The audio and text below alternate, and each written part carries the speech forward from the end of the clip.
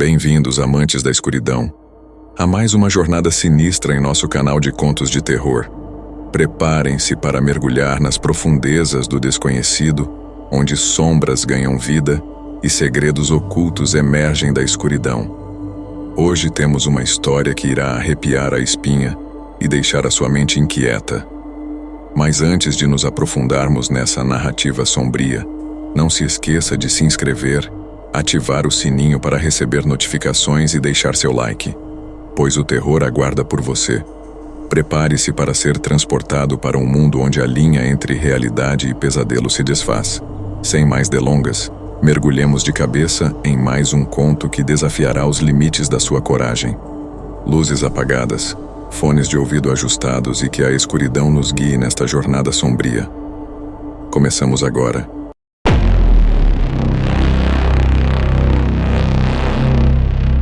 Havia uma pequena sala de descanso no call center, quase sempre vazia nas madrugadas. Nela, encostado em uma parede desbotada, estava um espelho grande e ornamentado, de moldura dourada com detalhes que lembravam galhos retorcidos. Ninguém sabia exatamente como aquele espelho havia parado ali, mas o fato é que ele sempre esteve lá, desde que os primeiros operadores começaram a trabalhar. O objeto logo se tornou conhecido por todos como o espelho do canto, e alguns funcionários mais supersticiosos evitavam até passar perto dele.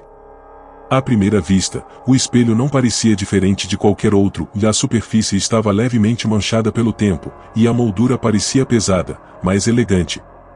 No entanto, havia algo incômodo em seu reflexo. As pessoas comentavam que, se você olhasse por tempo demais, começaria a notar coisas que não estavam realmente ali. Era como se, dentro daquele vidro, houvesse algo esperando para ser visto, algo que só se revelava para aqueles dispostos a encarar. A lenda começou com histórias simples e funcionários que afirmavam ver sombras atrás de si no reflexo, mesmo estando sozinhos na sala. Outros juravam que, ao se olharem no espelho, seus rostos pareciam ligeiramente diferentes, como se estivessem sorrindo de forma estranha, ou com expressões que eles mesmos não estavam fazendo. A sensação de que algo estava errado com o espelho se espalhou rapidamente entre os turnos, mas ninguém levava a sério. Até que uma noite, Leandro, um dos operadores mais céticos do escritório, resolveu desafiar a lenda. Era uma madrugada calma, e apenas ele e 2 colegas estavam no prédio. No intervalo de 15 minutos que tinham para descansar, Leandro entrou na sala de descanso e ficou em frente ao espelho. Seus amigos, curiosos, o seguiram. Ele olhou para o próprio reflexo por alguns segundos e riu, chamando a história de pura bobagem. "Olha, eu sou eu mesmo", disse ele, dando um passo à frente. Nada de estranho. No entanto, algo bizarro aconteceu. No momento em que Leandro deu um passo atrás, o reflexo dele permaneceu imóvel por um segundo a mais. Era como se o espelho tivesse o atrasado ou na hora de refletir seu movimento. Os colegas riram nervosamente, dizendo que era apenas cansaço e a iluminação precária da sala. Leandro concordou, mas algo dentro dele ficou perturbado. Nos dias seguintes, ele começou a ter sonhos estranhos, sempre com o mesmo tema. Ele estava em frente ao espelho, mas o reflexo não o acompanhava. Em vez disso, sua imagem no vidro começava a falar com ele, cantando uma melodia suave e hipnotizante, como uma canção de ninar, mas com palavras que ele não conseguia entender. Cada vez que acordava desses sonhos, Leandro sentia uma presença estranha à sua volta, como se estivesse sendo observado de algum lugar invisível. Certa madrugada, ele decidiu confrontar seu medo. Ao terminar o turno, foi até a sala de descanso, determinado a provar para si mesmo que tudo não passava de paranoia. Ficou em frente ao espelho, observando seu reflexo com atenção. Por alguns minutos, nada aconteceu. Ele respirou aliviado e riu de si mesmo, pronto para ir embora. Foi então que ele ouviu. Era uma canção. A mesma melodia suave que ele ouvirá em seus sonhos, mas agora ela vinha claramente do espelho. A voz parecia a sua, mas ao mesmo tempo diferente, como se fosse uma versão distorcida e lenta de seu próprio tom.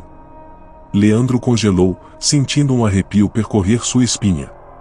Olhou para o reflexo e viu que a imagem dele no espelho estava sorrindo, mas seus lábios no mundo real permaneciam imóveis. "Quem está aí?" Ele sussurrou, a voz trêmula. O reflexo não respondeu de imediato, mas seus lábios continuaram se movendo, sussurrando a estranha melodia. Então, como se estivesse ganhando vida própria, o reflexo levantou a mão e pressionou-a contra o vidro, como se quisesse atravessar a barreira entre os mundos. Leandro sentiu uma atração irresistível para tocar a superfície fria. Seu coração batia acelerado, mas ele não conseguiu evitar. Com a ponta dos dedos, tocou o espelho. No momento em que fez isso, tudo ao seu redor escureceu. A sala desapareceu, e ele se viu envolvido por uma escuridão profunda e gelada. A única coisa visível era o reflexo dele, ainda sorrindo, mas agora do outro lado do espelho. Leandro percebeu, horrorizado, que estava preso. Ele havia trocado de lugar com seu reflexo. Os colegas de Leandro, preocupados com sua demora, foram procurá-lo. Encontraram a sala de descanso vazia, exceto pelo espelho. Olharam para o reflexo, e, por um momento, tiveram a estranha sensação de que Leandro estava ali dentro, gritando por ajuda, mas sua voz era apenas um eco fraco, misturado com a melodia que continuava a tocar suavemente. Eles se afastaram rapidamente, sentindo um medo que não conseguiam explicar. Leandro nunca mais foi visto. A polícia foi chamada, mas não encontrou pistas. Para todos os efeitos, ele simplesmente desapareceu sem deixar vestígios. Seus amigos sabiam que algo terrível havia acontecido naquela sala, mas ninguém teve coragem de contar a verdade. Depois do desaparecimento de Leandro, o espelho se tornou um tabu entre os funcionários. Ninguém mais entrava na sala de descanso, e o boato sobre a canção do espelho se espalhou por toda a empresa. Os que se arriscavam a chegar perto juravam ouvir a melodia vindo do vidro, uma canção suave e hipnotizante, como um convite irresistível para atravessar a superfície e se perder no outro lado. Com o passar do tempo, o espelho foi esquecido, empoeirando-se na sala trancada. Mas, de vez em quando, um novo funcionário ouvia a história e, curioso, ia até lá para ver se a lenda era real. Alguns voltavam, pálidos e aterrorizados, jurando que nunca mais iriam chegar perto daquele espelho. Outros nunca mais eram vistos. E assim, a canção do espelho continua viva, aguardando a próxima alma curiosa que se atreva a encarar seu próprio reflexo por tempo demais. Porque, como dizem, o espelho não reflete apenas o que está diante dele, se ele guarda memórias, desejos e, às vezes, ecos de pessoas que nunca mais voltaram.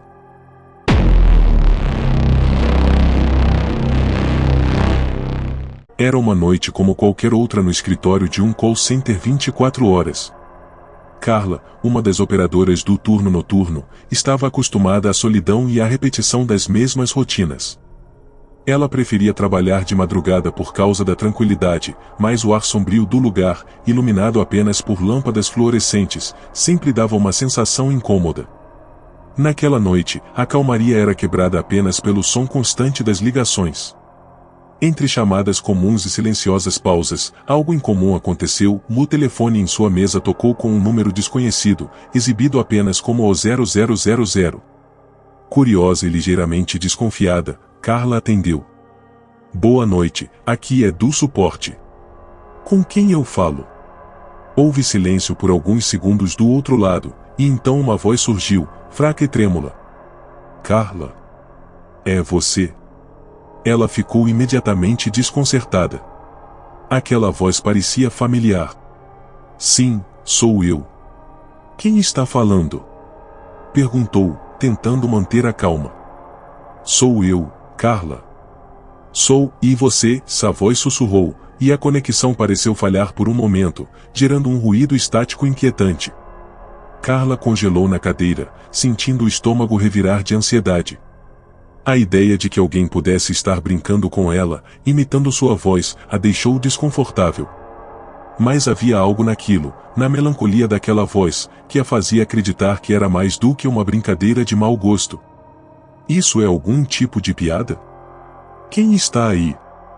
Ela insistiu, mas a linha manteve-se estática por mais alguns segundos antes da voz retornar, agora mais urgente. Não há tempo, Carla. Escuta. Você precisa sair daí agora. Algo vai acontecer. Você não pode ficar nesse lugar depois das 2 da manhã. Por favor, ouça-me. O coração dela disparou. Ela olhou para o relógio digital na parede, faltavam apenas 15 minutos para as 2. A voz parecia aterrorizada, e, o mais perturbador, era que ela realmente soava como se fosse a sua própria voz. Quem é você? Como sabe meu nome? O que está acontecendo? Perguntou, tentando encontrar uma explicação lógica para aquilo. Não há tempo para explicar. Acredite em mim. Você não pode esperar. Saia agora, Carla, por favor. A voz implorou. Antes que ela pudesse responder, a ligação foi interrompida por um som agudo, como o estalo de uma linha sendo cortada. Ela ficou ali, segurando o telefone, os dedos tremendo. A mente tentava encontrar uma justificativa racional. Seria uma pegadinha? Algum colega do trabalho tentando assustá-la? Mas ninguém sabia que ela estaria na central de atendimento naquela noite. E o mais estranho de tudo era como a voz soava exatamente como a sua própria. Carla respirou fundo e tentou se acalmar, mas algo naquela ligação perturbava profundamente seu instinto. Ela pensou em ignorar o aviso e continuar trabalhando, mas a sensação de urgência não a abandonava. As palavras só depois das 2 ecoavam na sua mente como um alerta impossível de ignorar. Tentando agir com cautela, ela decidiu sair para a área de descanso e observar se algo estranho acontecia no escritório. Quando passou pelos cubículos vazios, notou que tudo parecia normal, mas o silêncio pesava no ar. Os outros funcionários estavam em suas estações, alguns cochilando, outros entretidos em seus fones. Tudo estava tranquilo demais. O relógio digital marcou 1h57. Os 3 minutos seguintes pareceram se arrastar como uma eternidade. Carla ficou em pé na porta, dividida entre o impulso de sair correndo e o medo de parecer tola. Foi quando as luzes começaram a piscar. Primeiro, um leve cintilar. Depois, uma sequência rápida, como se a energia estivesse falhando. Isso é só uma oscilação elétrica, ela murmurou para si mesma, tentando não entrar em pânico. Mas então, de repente, tudo ficou escuro. No instante em que a luz se apagou, um som baixo e profundo encheu o ambiente, como um zumbido vibrante vindo das paredes. Carla ouviu cadeiras se arrastando e papéis sendo derrubados. Os outros funcionários começaram a reclamar, tentando entender o que estava acontecendo. Mas, no meio da escuridão, Carla sentiu uma presença estranha ao seu redor, algo que não pertencia àquele lugar. Então, o telefone em sua mesa tocou de novo. O som cortou o silêncio de forma brutal, fazendo o coração de Carla saltar no peito. Mesmo na escuridão, ela conhecia o caminho de volta até sua mesa. Guiada pelo som insistente, ela pegou o telefone no escuro e o atendeu com mãos trêmulas. Alô? Ela sussurrou, a voz mal saindo. A mesma voz da ligação anterior respondeu, mas desta vez mais baixa, quase como um gemido. Carla, e você não deveria ter ficado. Eu o avisei. Antes que ela pudesse perguntar algo, um ruído insuportável invadiu a linha, como um grito misturado com interferências eletrônicas. A dor daquele som fez Carla soltar o telefone e se encolher na cadeira. O aparelho caiu no chão, mas continuou tocando, ecoando pelo escritório escuro como um sinal de alerta. As luzes voltaram abruptamente, ofuscando seus olhos. Quando conseguiu focar novamente, notou que os outros funcionários estavam paralisados, olhando ao redor, confusos e assustados. Ninguém parecia entender o que havia acabado de acontecer. Mas algo estava diferente. Carla olhou para o relógio e percebeu, horrorizada, que o ponteiro não havia avançado. Eram exatamente 2 horas, como se o tempo tivesse parado durante aquele blackout. Mais perturbador ainda foi perceber que, embora estivesse acordada e lúcida, tudo à sua volta parecia ligeiramente fora de foco, como se o mundo tivesse mudado sutilmente enquanto as luzes estavam apagadas. O telefone no chão deu seu último toque e silenciou para sempre. Nos dias que se seguiram, Carla tentou encontrar alguma explicação para o ocorrido, mas nenhuma fazia sentido. Nenhuma falha foi registrada nas linhas telefônicas, e os técnicos não encontraram problemas com a energia do prédio. Os outros funcionários alegaram não se lembrar de nada além do apagão. Porém, o mais assustador aconteceu uma semana depois. Carla recebeu uma mensagem no celular de um número desconhecido. Era apenas uma gravação de áudio, sem texto. Ela hesitou por alguns instantes, mas a curiosidade foi mais forte e ela apertou o play. A gravação era curta. Ouviu-se apenas uma voz. Carla, é você? Eu sou, e você? Naquele instante, ela percebeu que a ligação não era apenas um aviso de perigo iminente. Era algo muito mais profundo e perturbador. A voz não estava só alertando sobre um evento. Ela estava mostrando que, de alguma forma, o tempo e o espaço haviam se cruzado naquela noite. Carla não sabia como ou porquê, mas entendia uma coisa: a ligação não tinha sido apenas um aviso do futuro. Era um reflexo de algo inevitável. Algo que ainda estava por vir.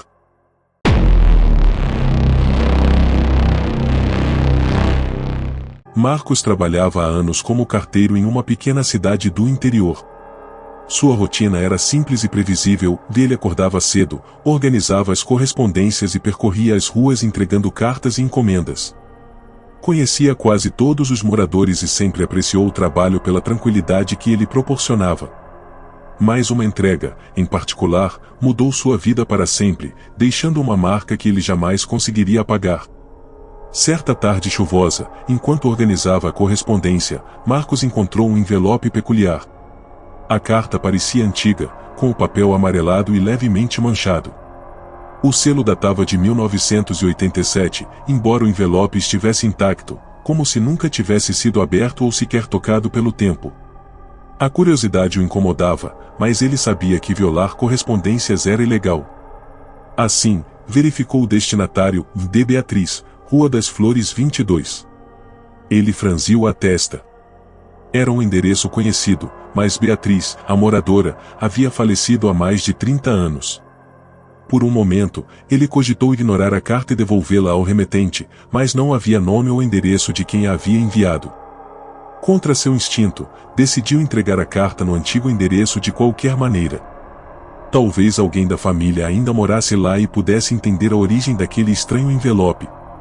Quando chegou à casa, a fachada estava deteriorada. A pintura descascava, e o portão de ferro rangeu ao ser aberto. Ele tocou a campainha, mas ninguém respondeu. Marcos já sabia que a casa estava abandonada desde a morte de Beatriz, mas, por um motivo inexplicável, sentiu que precisava deixar a carta ali. Enfiou o envelope por debaixo da porta e se preparava para ir embora quando um som baixo o fez parar. Era como um leve sussurro vindo de dentro da casa. Ele congelou por um instante, o coração disparado. O som cessou, mas uma sensação de inquietação se instalou nele. Nos dias que se seguiram, Marcos não conseguia parar de pensar na carta. Algo nela o incomodava profundamente, como se aquela entrega tivesse despertado algo que deveria ter permanecido esquecido. Ele perguntou a alguns moradores mais velhos sobre Beatriz, tentando entender quem ela era e se alguém conhecia a origem daquela carta misteriosa. Descobriu que Beatriz era uma jovem apaixonada, que havia morrido tragicamente enquanto esperava uma carta importante. Ninguém sabia exatamente o conteúdo da carta, mas havia boatos de que ela tinha relação com um amor proibido que ela jamais conseguiu reencontrar. Aquela história aumentou o desconforto de Marcos. Algo dentro dele dizia que a carta que ele havia entregue poderia ser a mesma que Beatriz esperava há tanto tempo. Mas como ela poderia ter ficado perdida por mais de 3 décadas sem ser entregue? E, pior ainda, por que apareceu justo agora? Certo dia, Marcos recebeu uma ligação inesperada do chefe dos Correios, pedindo que ele retornasse à casa da Rua das Flores para verificar um problema. Um vizinho havia reclamado de barulhos estranhos vindo de lá durante a noite, e o chefe achou que Marcos poderia ajudar a esclarecer a situação. Relutante, ele concordou. Algo puxava de volta aquele lugar, como se houvesse uma pendência a ser resolvida. Ao chegar à casa, a sensação de inquietação se intensificou. A porta da frente estava entreaberta, o que era estranho, pois ele se lembrava de tê-la deixado trancada na última visita. Entrou devagar, chamando por alguém, mas só o silêncio respondeu. O ar era pesado, e um cheiro de mofo e papel velho impregnava o ambiente. Marcos subiu as escadas rangentes até o quarto de Beatriz, onde soube que ela havia passado seus últimos dias.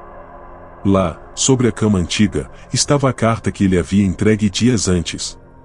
O envelope estava aberto, e o papel de dentro, cuidadosamente estendido, exibia uma mensagem curta, mas perturbadora: esperei por você todos esses anos. Agora é tarde demais. Marcos sentiu um frio percorrer sua espinha. Foi então que ele ouviu passos leves e suaves atrás dele, como se alguém estivesse se aproximando. Ele se virou rapidamente, mas não havia ninguém. Apenas o espelho antigo do quarto refletia sua própria imagem e algo mais. Por um breve instante, ele viu o vulto de uma mulher jovem, com olhos tristes e um sorriso melancólico, parada atrás dele. Era Beatriz. O coração de Marcos quase parou. Ele piscou, e a figura desapareceu. A carta sobre a cama agora parecia mais pesada, como se carregasse o peso de décadas de espera e tristeza. Ele sentiu uma presença ao seu redor, algo que não podia ser visto, mas era impossível de ignorar. Era como se o espírito de Beatriz estivesse ali, preso entre o mundo dos vivos e dos mortos, esperando por uma despedida que nunca veio. Marcos pegou a carta e a segurou por um momento, sentindo o papel envelhecido nas mãos. Ele sabia que precisava fazer algo para encerrar aquilo. Saiu da casa com a carta e se dirigiu ao cemitério local, onde Beatriz estava enterrada. Lá, diante da lápide coberta de musgo, ele leu em voz alta a mensagem da carta. Esperei por você todos esses anos. Agora é tarde demais. O vento soprou levemente, como um suspiro aliviado, e a atmosfera ao seu redor pareceu mudar. Era como se um peso invisível tivesse sido retirado.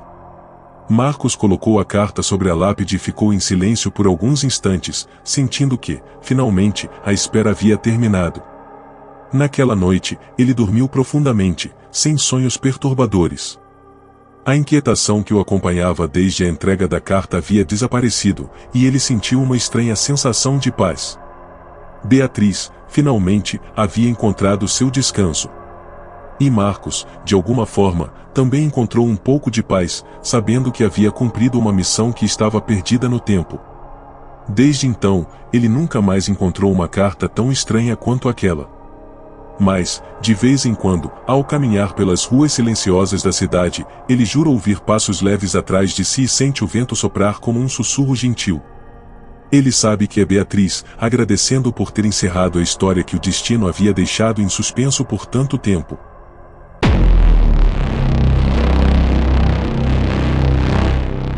Na pequena cidade de São Jorge, havia um antigo prédio abandonado que intrigava os moradores. Localizado no final de uma rua tranquila, o edifício era uma relíquia de tempos passados, com suas paredes desgastadas e janelas quebradas, cobertas por poeira e teias de aranha. Era o antigo centro comunitário da cidade, onde muitas histórias de amor, amizade e até desentendimentos haviam acontecido. No entanto, o que tornava o lugar realmente especial, ou aterrorizante, dependendo de quem ouvisse, eram os rumores sobre um aviso gravado em uma de suas paredes. As histórias sobre o aviso começaram a circular depois que um grupo de adolescentes, em busca de emoção, decidiu explorar o prédio em uma noite de verão. Armados com lanternas e coragem, eles atravessaram o portão enferrujado, entrando no que parecia ser um mausoléu do passado. As risadas e os gritos deles ecoavam no espaço vazio enquanto subiam as escadas rangentes. No entanto, a diversão rapidamente se transformou em terror quando, ao vasculharem os cômodos escuros, encontraram uma mensagem escrita em uma parede do corredor no segundo andar. A frase, feita com tinta vermelha, dizia: cuidado com o que desejam, pois os desejos podem voltar para assombrá-los. Os adolescentes, em um primeiro momento, acharam que era apenas uma brincadeira de mau gosto de algum morador local, mas à medida que examinavam mais de perto, começaram a sentir uma presença estranha no ar. Um dos jovens, chamado Léo, começou a se sentir mal. Ele afirmou que uma onda de tristeza o havia invadido, como se algo estivesse drenando sua energia. Os outros, percebendo que ele estava mais pálido do que o normal, decidiram que era hora de ir embora. Enquanto desciam as escadas, começaram a ouvir sussurros vindos de trás deles, mas, ao se virarem, não havia ninguém. Na manhã seguinte, os jovens contaram a história do aviso a seus amigos e familiares, que, em vez de ficarem assustados, apenas acharam que era uma boa história para contar. No entanto, o aviso logo se tornaria um assunto sério quando aqueles que o ignoraram começaram a ter experiências estranhas. Nos dias seguintes, Léo foi o primeiro a notar as consequências do aviso. Ele começou a sonhar com coisas que havia desejado no passado, mas, em vez de serem simples fantasias, os sonhos eram sombrios e distorcidos. Uma noite, ele sonhou que estava em uma floresta escura, sendo seguido por uma figura encapuzada. Ele sentiu um terror paralisante ao perceber que a figura estava se aproximando, mas nunca conseguia ver seu rosto. Ao acordar, ele estava coberto de suor e sentiu uma presença estranha em seu quarto. Logo, outros amigos de Léo começaram a relatar experiências semelhantes. Sofia, que sempre sonhou em ser uma famosa cantora, ouviu sussurros em seu quarto, como se alguém estivesse lhe dizendo para desistir de seus sonhos.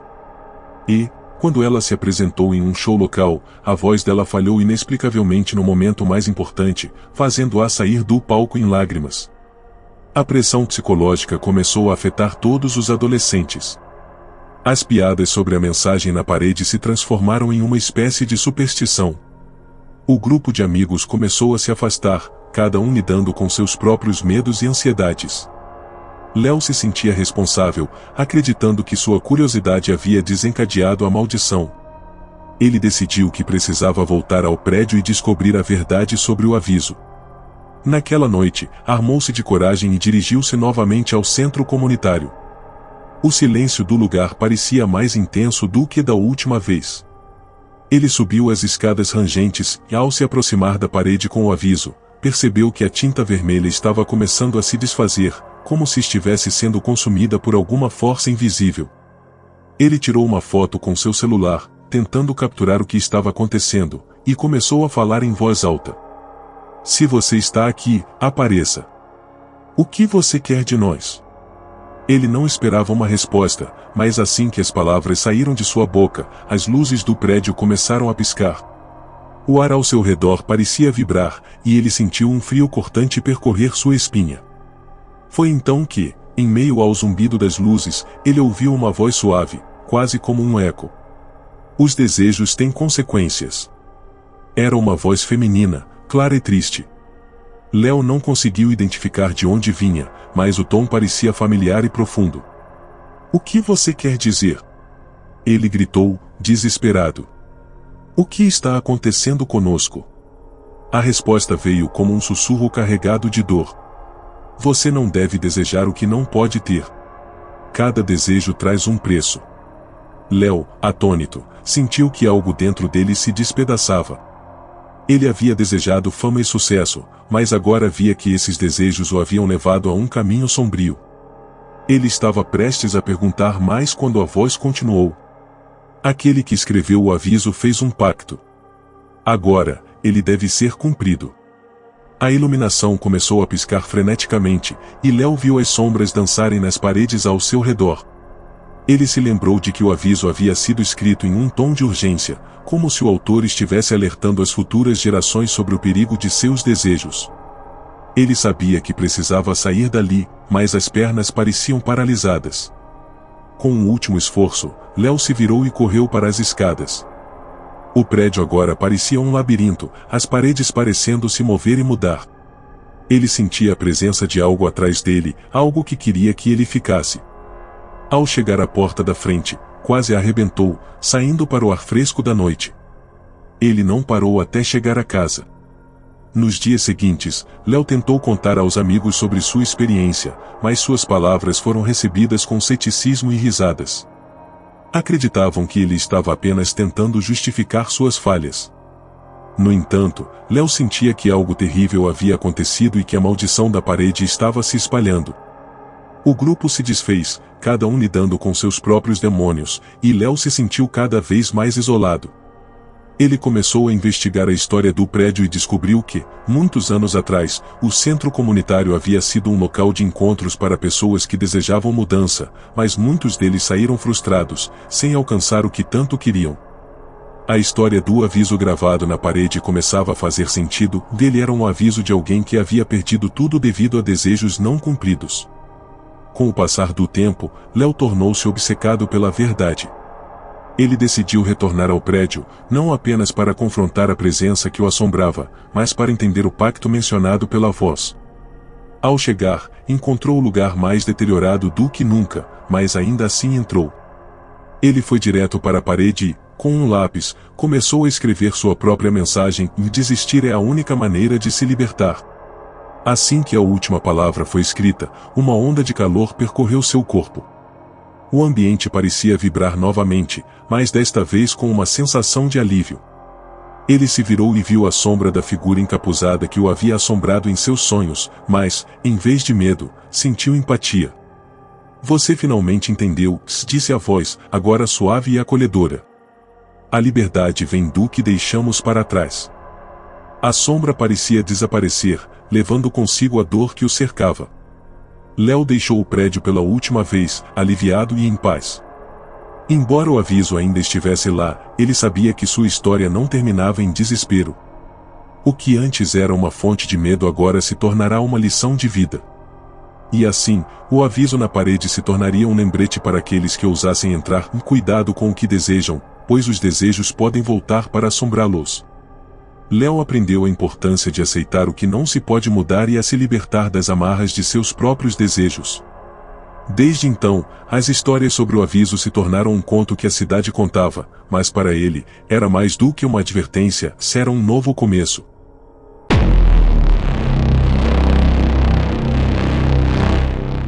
No escritório do call center, havia um objeto que chamava pouca atenção, mas estava ali desde a inauguração: um relógio antigo, de ponteiros desgastados e vidro empoeirado, pendurado na parede central. Ninguém sabia como aquele relógio foi parar lá. O prédio fora reformado diversas vezes e todo o mobiliário havia sido substituído ao longo dos anos, exceto por ele. Apesar do design antiquado e da aparência sinistra, o relógio funcionava perfeitamente. Os ponteiros nunca atrasavam nem se adiantavam, e ele marcava as horas de forma precisa, como se o tempo fosse a única coisa que lhe importasse. Os funcionários apelidaram o relógio de o relógio do fim, uma piada entre colegas. Diziam que, quando ele parasse, o mundo também pararia. Mas, com o tempo, o apelido se tornou menos engraçado. O turno da madrugada no call center era especialmente solitário e inquietante. Em certas noites, alguns operadores juravam ouvir um tic-tac mais alto, quase como um batimento cardíaco, preenchendo o silêncio da sala. Tudo começou a mudar quando Gustavo, um dos operadores veteranos, decidiu fazer algo que ninguém havia feito antes e tentou ajustar a hora do relógio. Ele dizia que o ponteiro dos segundos estava ligeiramente fora de sincronia e aquilo o irritava. Subiu em uma cadeira e, com um sorriso provocador, tocou nos ponteiros.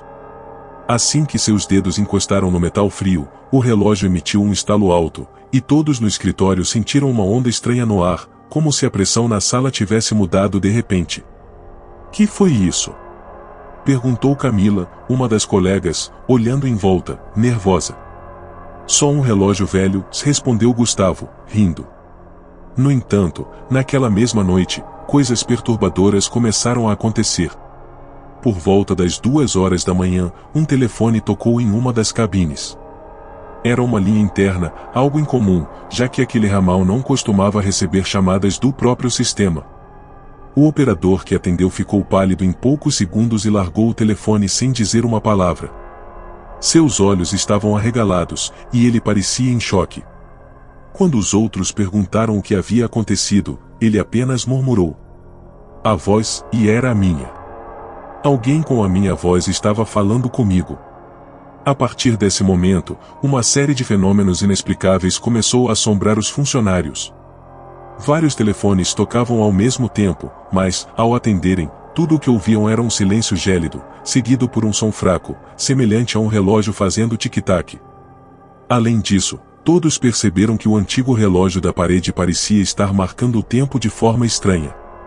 Às vezes, os ponteiros pareciam se mover mais rápido do que deveriam, enquanto outras vezes desaceleravam como se o tempo estivesse hesitando. Na madrugada seguinte, Gustavo começou a notar algo ainda mais sinistro. Ele estava organizando os relatórios quando percebeu que o relógio marcava exatamente 3h33, o horário que muitos consideram como a hora morta, um momento associado a manifestações sobrenaturais. Assim que os ponteiros chegaram a essa marca, as luzes do escritório piscaram violentamente, e todos os monitores se desligaram por alguns segundos. Quando as luzes voltaram, um detalhe perturbador congelou todos os funcionários. Os computadores mostravam uma mensagem na tela preta, escrita em letras brancas.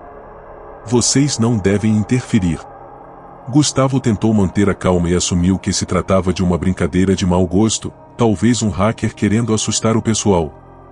Mas Camila, que era mais sensível a essas coisas, sentia que algo estava terrivelmente errado. Ela começou a pesquisar sobre o prédio e descobriu que, décadas atrás, ele abrigava uma fábrica de relógios. Um incêndio destruiu a fábrica, e muitos dos funcionários morreram presos nas chamas. Segundo boatos, um dos mestres relojoeiros, obcecado pela precisão do tempo, teria amaldiçoado o local com suas últimas palavras, em que o tempo se torne eterno para aqueles que interromperem sua ordem. Camila compartilhou a descoberta com Gustavo e os outros operadores. A princípio, eles riram, achando a história absurda. No entanto, a situação no call center ficou ainda mais sinistra. O relógio da parede parecia ganhar vida própria, seus ponteiros se movendo em ritmos imprevisíveis. Os funcionários começaram a se sentir observados, como se uma presença invisível os rondasse. Sussurros ecoavam pelas cabines vazias, e muitos relatavam sonhos perturbadores envolvendo engrenagens e relógios derretendo, como se o tempo estivesse se desfazendo ao redor deles. O auge do terror aconteceu uma semana depois. Naquela noite, exatamente às 3h33, as luzes se apagaram novamente. No escuro, todos ouviram um som ensurdecedor de tic-tac, como se o relógio estivesse dentro de suas cabeças. Quando as luzes voltaram, Gustavo estava desaparecido. Sua cabine estava vazia, e o headset pendia no ar como se ele tivesse sumido no meio de uma ligação. Procuraram por ele em todo o prédio, mas não havia sinal de sua presença. A última coisa que os operadores lembravam era de ouvir a voz de Gustavo vindo de seu próprio computador, repetindo uma frase assustadora. O tempo acabou. A polícia foi chamada para investigar o desaparecimento, mas não encontraram nada. As câmeras de segurança não mostravam Gustavo saindo do prédio nem qualquer atividade suspeita. Era como se ele tivesse evaporado no ar. O mais perturbador de tudo era o relógio. Após o desaparecimento, ele parou exatamente às 3h33, e nenhum dos funcionários teve coragem de tocá-lo novamente. Os dias seguintes foram marcados por uma sensação de pavor inescapável. Camila e outros colegas pediram demissão, incapazes de suportar a atmosfera opressiva do local. No entanto, mesmo depois de deixarem o emprego, muitos continuaram a ser assombrados. Sussurros de tic-tacs os perseguiam, e alguns disseram receber ligações em casa, nas quais só ouviam uma voz sussurrando: "O tempo não pode ser interrompido." O prédio do call center foi fechado pouco tempo depois, com rumores circulando entre os antigos funcionários sobre maldições e desaparecimentos inexplicáveis. Ninguém soube dizer o que realmente aconteceu naquela noite ou para onde Gustavo foi. A única certeza era que o tempo, de alguma forma, estava conectado ao mistério. Anos se passaram, mas a lenda do relógio do fim continua viva entre aqueles que trabalharam no call center. Alguns dizem que, em noites silenciosas, se você passar perto do prédio abandonado, pode ouvir o som distante de um relógio antigo, marcando cada segundo com precisão implacável.